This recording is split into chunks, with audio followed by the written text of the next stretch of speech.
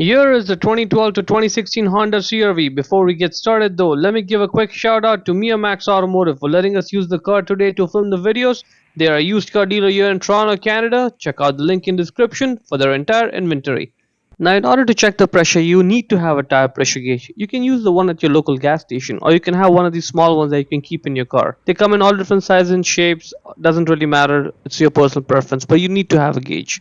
Now in order to check the pressure, we need to know what the correct pressure should be, right? So for that, go ahead and open the driver's side door. Right there you'll find the tire pressure label.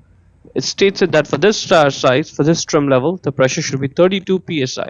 And note that it says cold tire pressure. Cold tire pressure means that the car's been sitting for at least 3-4 hours. It's not being driven. Because see, what happens is when you drive the car, the tire rotates and the air inside it heats up and expands, and that increases the pressure of the tire artificially, and that'll give you a false reading, and you don't want that. Also, you see the sun is shining bright on just these two tires on the left side. The right side tires, they're in the shade. So what happens is the side of tires on which the sun is shining, on that the pressure is going to increase because the air inside is getting heated up because of the sunlight. Okay, so when you check it, you'll note that the pressure on the left side tire is going to be more by 3-4 psi, and that's totally normal. Take the black valve cover off.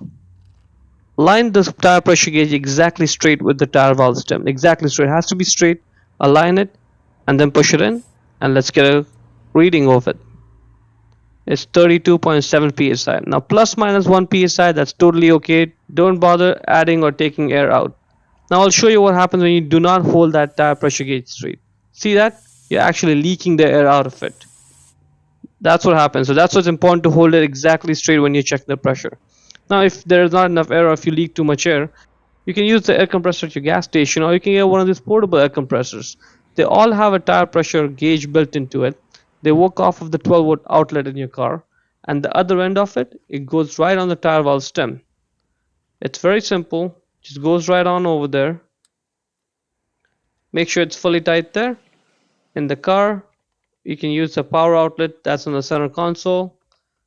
Put the key in the accessory position, the first position. Fill up the air. Once you know that the pressure is at the correct level, stop. Get this off. And don't forget to put that black cap back on. And that's pretty much it. Now you just have to repeat this process for other 3 tires.